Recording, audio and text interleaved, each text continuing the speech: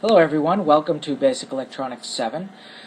I apologize for the microphone today. I usually do these in the evening after working hours at work, so my microphone is actually there. I have the day off today, so I decided to put together a video, but unfortunately I have to use the computer's microphone. So hopefully it comes out well enough to publish, and then I'll publish it today. Okay. Let's start. We're going to add a couple of new components to our circuit today. We're going to add a power diode and a capacitor. So first let's discuss power diode. There's three types of diodes, well, four if you include LED, that we're going to be dealing with in most of our circuits. Power diodes, signal diodes, and Zener diodes. To start, we're starting with the power diode. And you'll see what that looks like in the lab, but I'll just draw a little picture. Now, usually what happens is these are black and they have a white stripe here. But just to save myself some time, I'm just going to put a stripe here. Just know that they're white with they're black with a white stripe and not white with a black stripe. And of course, there's polarity with these, so this side is positive and this side is negative. And that's what it looks like. In the schematic, it looks very similar to our LED.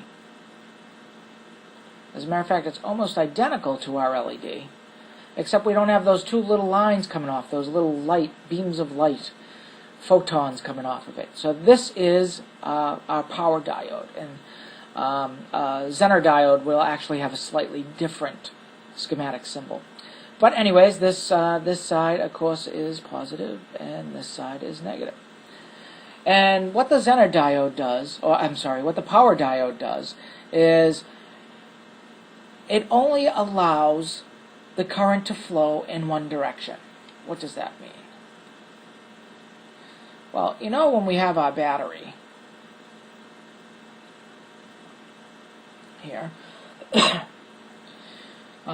we have a positive and we have a negative. And when we start building our circuit, what we're going to do is we're going to take that power diode. And we're going to add it to our circuit. So that if we accidentally, for some reason, reversed, put the battery in backwards, say, our circuit would be protected. So we're actually, you can think of this as a protection diode.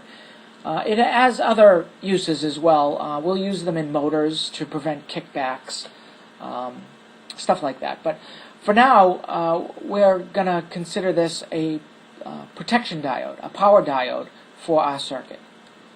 So that's all this does in this case is make sure that electricity flows in the proper direction so that if we put in something wrong, our circuit is protected. So this is our circuit diagram, and this is our diode. And in the circuits, you will not see plus and minus signs, but I am going to add them until you learn them, or to give you enough time to learn them anyways. Okay, so this is our diode. Down in the link below, I will put some links to the power diodes we're going to use so you can make some purchases. I believe I included power diodes in our original purchase in Basic Electronics 2. So you can look there, and they should actually be there as well. The next thing we're going to add is our capacitor. And I've showed you in earlier videos what they look like.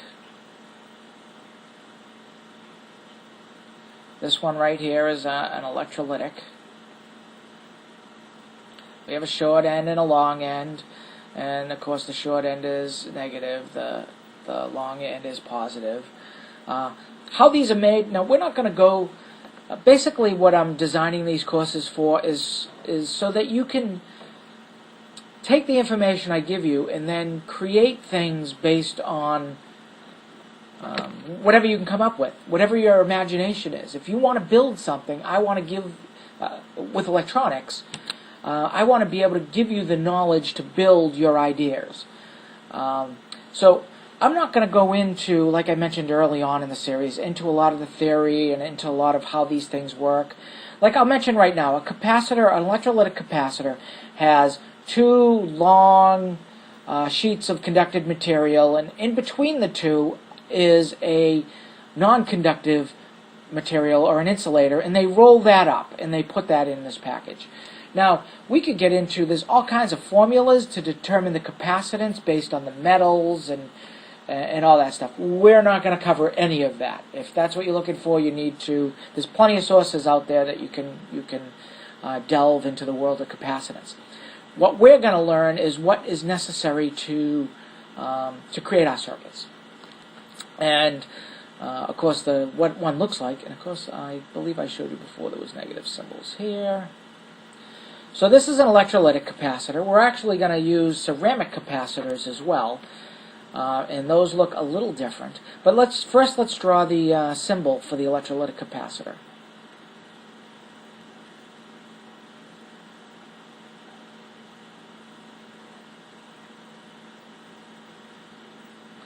Now you'll see symbols slightly different from the ones I'm showing you, but you'll get a general idea.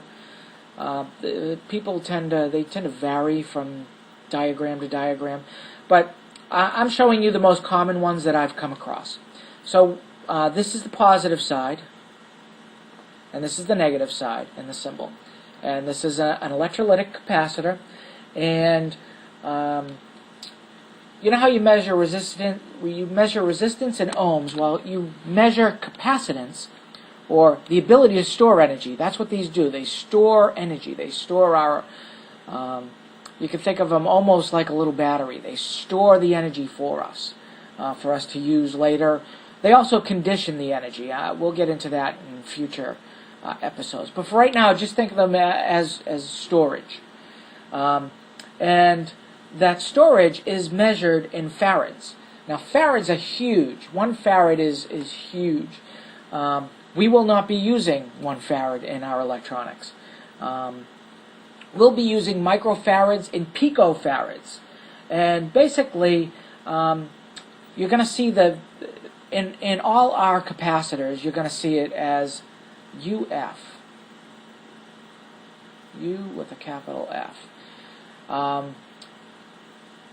So our capacitors that we're going to be using in our circuit in our lab will probably use a 10 UF, and it'll say it right on the side of the capacitor, 10 UF, and probably 1,000 UF, which is actually pretty big. And I'll explain why we're going to do that in a minute. But okay, so we have 1,000 UF and a 10 UF. These are microfarads. Ceramic capacitors, this is actually quite easy, and you'll see it in the labs. The ceramic capacitors look like if I draw it, it's actually going to look a little like an LED, but it's not.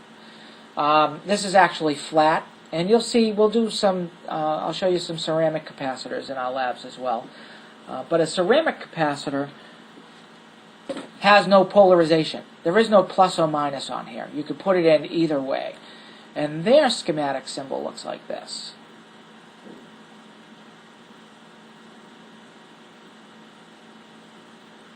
And there is no plus or minus. Of course, we could flip this around and it would be the identical symbol. Any of the other symbols that polarity matters, you'll notice that if we flip it around, it'll look different. This one doesn't look different. Just like the resistor doesn't look different. Okay, with these guys, with picofarads, basically there's 2 of the most common ones we're going to see, and they have coatings on them, and we'll get into reading these coatings a little later, but for now, just know you're going to see 2 of them. You're going to see 103, and there'll be another one that says 104. And basically, a 103 is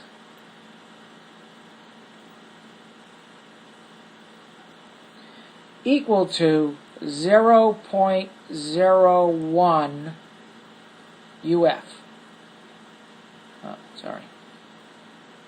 UF. Now you see we're dealing with whole numbers up here, and we're dealing with decimals down here because it's a lot smaller. As you can see, it's on the order of 10, and the 104 equals 0.1 UF. Now these are going to be the most common ceramic capacitors in our projects. There'll be others that we'll deal with, but these are going to be the most common. And we'll go through a lot of the markings and what they are. But just know this is very small capacitance. This is on an order of magnitude larger capacitance. And like I said, we're going to use it to store energy. A lot of the times you're going to see capacitors in power supplies to level out your power and have a cleaner power supply. We're actually going to build a power supply that actually uses both these capacitance. So it smooths out the high and the low signals within your power. Anyways, let's add a capacitor to our circuit. So we're going to actually add electrolytic capacitor. And we're actually going to take a turn here for the electrolytic capacitor. I'm going to come down here.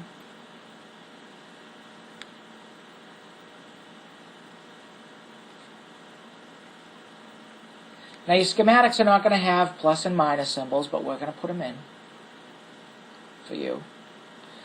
Okay, this goes to ground. Now our circuit continues on.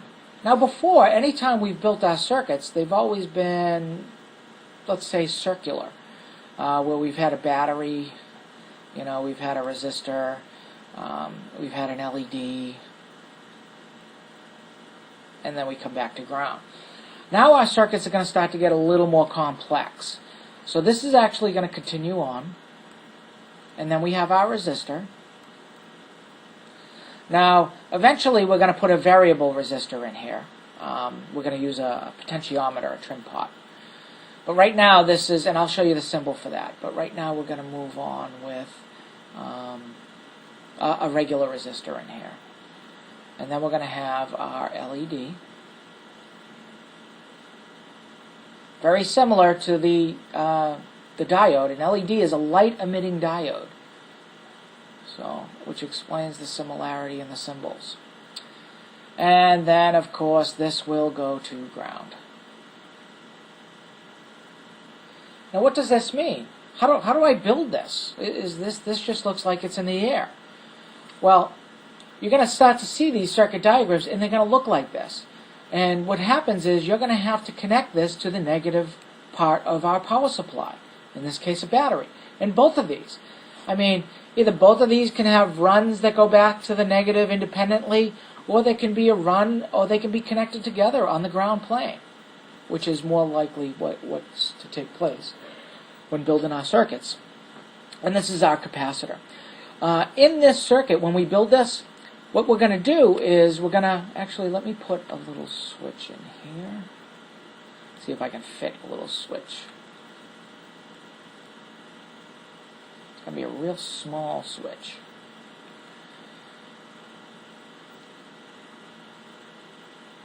So a little push button switch. When I push it, it makes a connection. So right now there's no light on the LED. When I push this switch, what happens is the electricity flows, the capacitor fills. Once the capacitor fills, the electricity continues to flow through the resistor, which limits the current and voltage going through here, and lights up our LED, and it completes our circuit, and we go to ground. Now when we let go of the switch, you'll notice the light is only going to last a very, very little while. This capacitor we're going to use, actually, we'll probably start with 1000 UF and then move to a 10 UF. Because when we let go of the switch, the light will stay on for a brief moment of time because it will be powered by this capacitor. So this stored energy will then be released and power our LED. Now, if you've already skipped ahead and saw, I believe it's Lecture 9 on PNPs and NPNs, you'll see we use a capacitor in that circuit to hold down a switch, and we don't actually power the LED with it. In this case here, we're actually powering the LED with it, which means it requires, in this small circuit, it requires what's considered a lot of power to power that LED. That 12 to 20 milliamps at 2 volts. So it requires a lot of power, so it's only a brief moment of time. But when we put it and we use it, as you'll see in the next lecture, we've got another lab coming up, but in the next lecture on PNPs and NPNs, what they are is actually a switch that can be turned on electronically with very little voltage. So a capacitor like this could keep the light on for a long period of time. That's enough said about that. I don't want to confuse you anymore. Right now, it's going to be stored electricity, and it'll power our LED for a brief moment in time after we let go of our switch. One more thing I want to mention. In one of the labs, I showed you that Christmas decoration with many, many, many, many LEDs.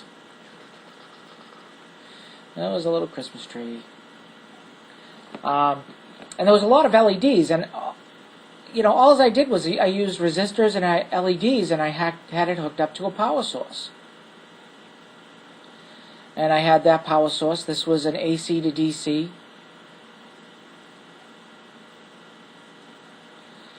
And then it went into our little wall outlet. So it went into our wall outlet, and this powered it. But I needed to know how much power it required. I know I needed 9 volts because I was using 470 ohms resistors. I might have used, if I was using 12 volts, I might have used 640s or 1K ohms resistors. But in this case, I was using 740 ohms resistors. And I knew I had 9 volts. 9 volts plus. And I knew each LED, when we measured it, we actually did it in the lab, it took up 12 milliamps for each LED. So, and 12 milliamps is 0.012 amps. So when I was looking at these power supplies, and I will show you them in the lab, what I had to do was I had to take the amount of milliamps per LED and times that by the total number of milliamps required for the circuit. Now, we'll actually do it right here. Let's see. I know we got a little calculator in here somewhere. Calculator, here we go. So let's say we have 150 LEDs. I don't know exactly how many LEDs are in the light. I'll actually count them out. But let's assume we have 150. So we want to do 150 times 0.012 equals 1.8 amps. So if that's how many LEDs I have, let's actually do that again. Let's just to show you. Like I said, 12 milliamps is 0.012 amps, and I have 150 LEDs. At that, 150 LEDs times 0.012.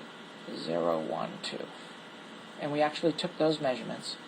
So 150 times 0.012 equals, it's 1.8. 1.8 amps. So when I look at these power supplies, I know I needed 9 volts. You're going to see input and output. You'll see some of you people with European power will see, I see 120, you'll see 240. I'm not overly concerned with what's going in. We're concerned with what's coming out. So when you buy power supplies in your area, you'll see an input voltage, usually AC, and an output voltage, usually DC. I see 120 volts. And it also will give me an amperage so I know, what kind of drain I'm putting on in my outlet. But what I'm really concerned with is my output will show 9 volts DC. And I'm not sure, but I think it was 3.5 amps output that I did for this. So if I found a 9 volt power supply, and it said it was capable of producing 1.8 amps, you would think that would work perfectly well and I would power this. Well, there's a lot of tolerance in these circuits. Remember, there's tolerance, and if we measured each resistor and measured each LED's consumption, it may be different. So there's a 5%, in most of our electronics, there's going to be a 5% tolerance. So, to be on the safe side, we could then add 5% to this. So we could say, 1.8 amps times 0.05.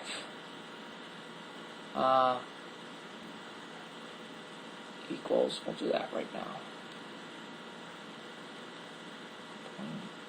0.8 times 0.05 equals, so that would equal 0.09, and then we would add that, so we would have 1.89 for our 5% tolerance, to make sure that we didn't go over that value.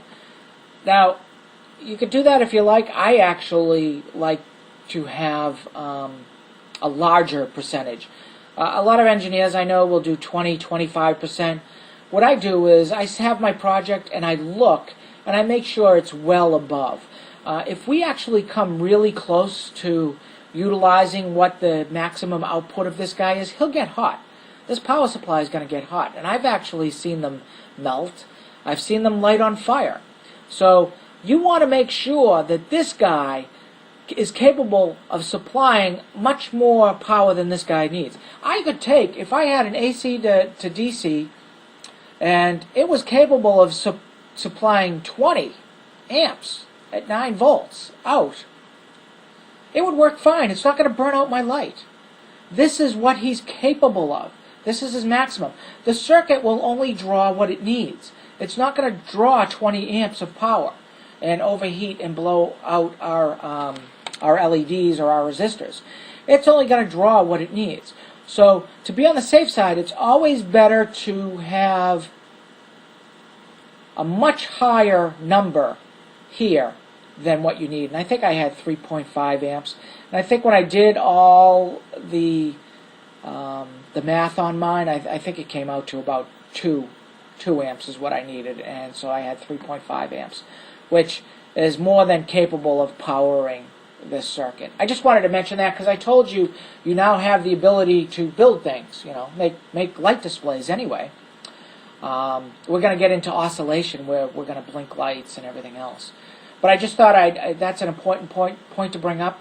And during our lab, not only are we going to deal with this, but we're also going to deal with, I'm going to show you the power supplies. We're going to hack a couple of them. We're going to take them apart. We're going to look at how much is going into some of our circuits. We're going to look at a couple of them so you get an idea of how to read what is actually on these power supplies. And I think that I covered just about enough that we need to move on with our lab, and then we will get into PNPs and NPNs. Oh, no, one more thing I want to do. Up here, we're going to replace this with a potentiometer, or a trim pot. You'll see the symbol a lot of different ways. Usually it's, one of the common ways I've seen it is it just has an arrow here. And it's a trim pot, a potentiometer. It's a variable resistor. There are lots of variable resistors. Actually, there's a varistor, which varies its resistance depending on the voltage supplied. There's a thermistor. We're actually going to deal with some thermistors. And it looks like it doesn't really look like a regular resistor. You won't see the normal color codes on it or anything like that because it's a variable resistor. But a thermistor, depending on the temperature, is how much electricity is allowed through. And we can actually use that as a temperature sensor when we get into our microcontrollers. Very simple. So a lot of these different variable resistors we could use as sensors. But the variable resistor we're going to use in this circuit is called a trim pot. And you'll see them. They'll have, if you have a radio in your car, you'll have them. Sometimes they have a long a long shaft here, and then they'll have a button on top. And you actually turn this to the left and the right. And there's actually 3 things here. So this will turn, you'll have a knob on top, you'll turn it, and this is A, C, and B. I'm glad I remembered to show this. Now, what happens is, let's take a little look inside this trim pot. And let's use some space up here. We'll use some space up here. So let's look from above. Let's take this trim pot and we'll look at it from above.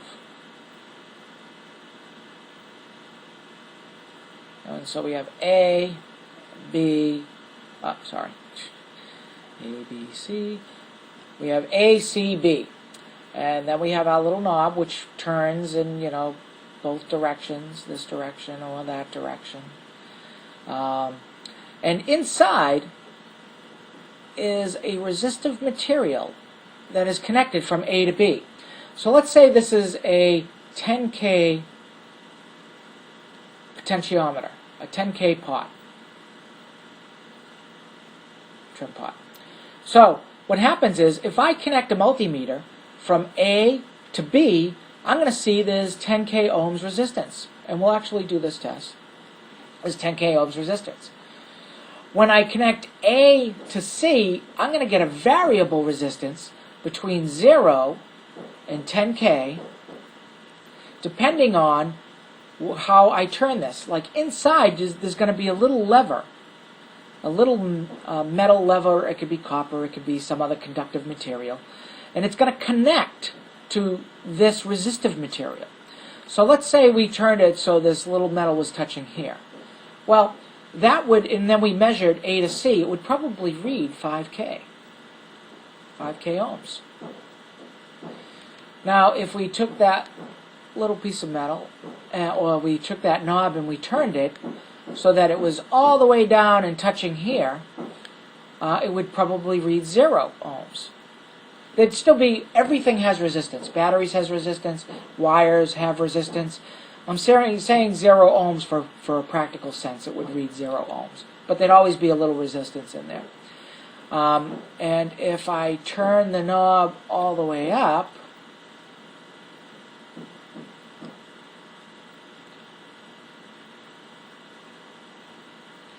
it would, and I measured A to C, it would read 10K ohms. Now there's an interesting property. Let's go back to, let's actually make this 3/4 of these potentiometers. Now for the most part we're going to be using A and C, and we're not going to be using B much. We will, but just so you totally understand the potentiometer, let's draw one.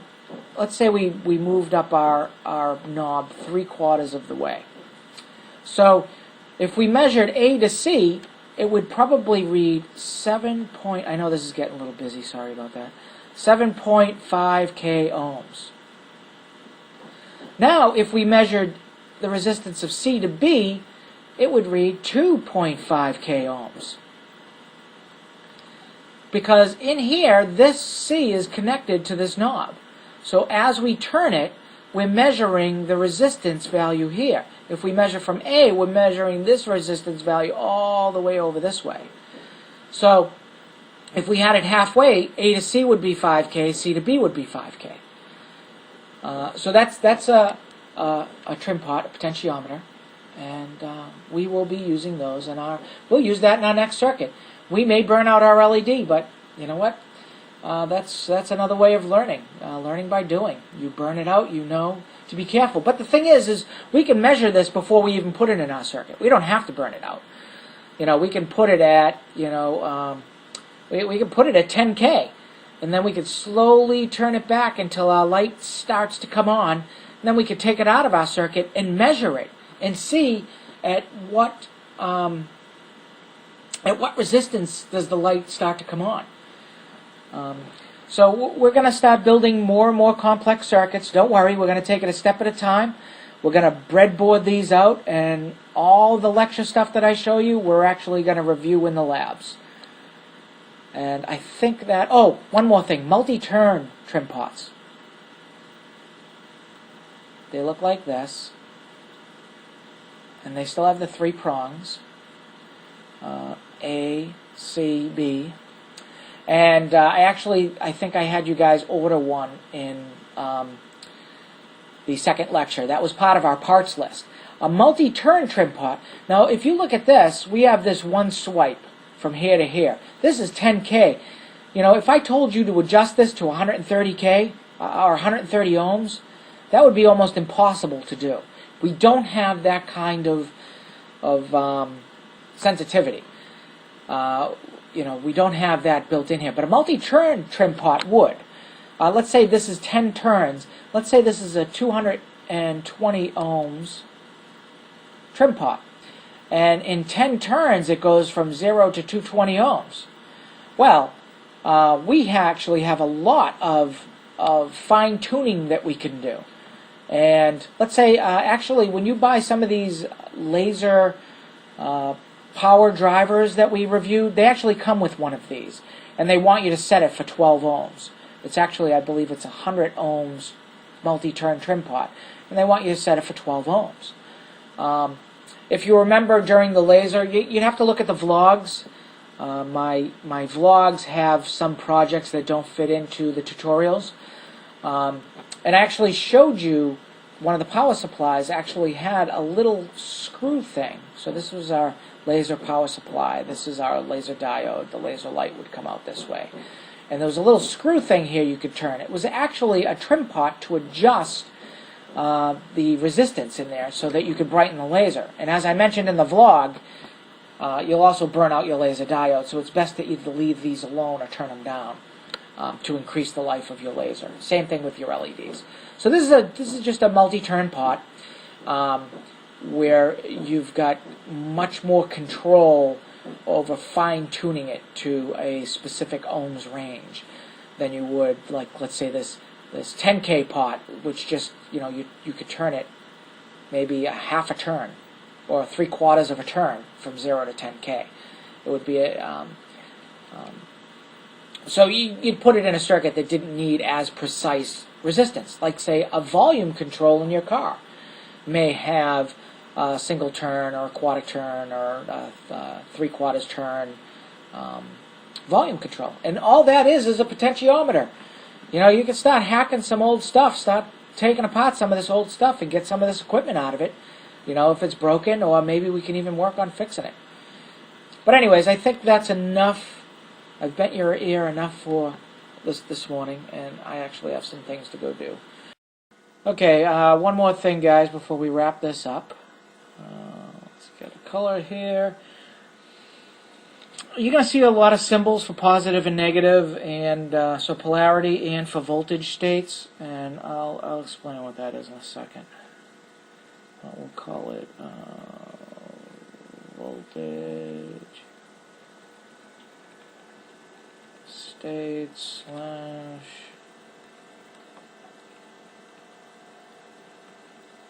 sorry about my handwriting, but voltage state slash polarity. Okay, polarity is positive and negative. We're going to do, and voltage state is similar. There's some differences, but this side is going to be plus, and this side is going to be negative. So you see me writing things down now. When you look at data sheets, especially for integrated circuits, they have a lot of ways, a lot of different ways of saying positive voltage and negative voltage. So I figured I'd show you some of the ones that I ran into. So of course we have V plus, then we have ground,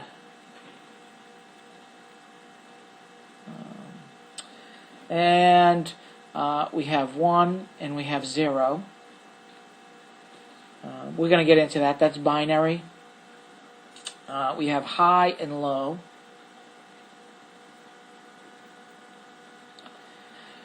For right now, you can think of high and low as high as positive voltage and low as no voltage.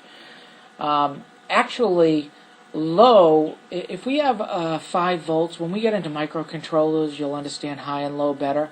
And that's a voltage state. When we have, let's say we have 5 volts that we're talking about in our circuit, anything below half volts. So anything so we have 5 volts, so anything less than half the voltage. So in this case it would be 2.5. Or it would be considered low. And anything 2.5 and above to 5 volts would be considered high. So it's not necessarily grounded or 0 volts, but a voltage state is less than half volts. And we'll get into that in detail later on when we get into microcontrollers. But for right now, just think of high as positive voltage and low as negative voltage. A lot of, like I said, the data sheets for integrated circuits and stuff have a lot of different ways that they say positive voltage. And here's some of the ones I've run across that I'm going to list here, in case you run across them. We'll actually, if we run into any new ones, we'll figure it out the hard way. I'll show you what I did to figure it out. Vs plus. And they have also for negative, you'll see VEE, or ground. Think of it as ground. VEE, VSS, and VS minus. So that's just a little something on voltage states and polarity that I thought I would mention before you start running into some of these things. So take notes, pause it. This is the end of Basic Electronics 7. I'm going to do the lab for this, then I will do the lab for 9, which is the PNPs and the NPNs, and then we're going to move on to our first project.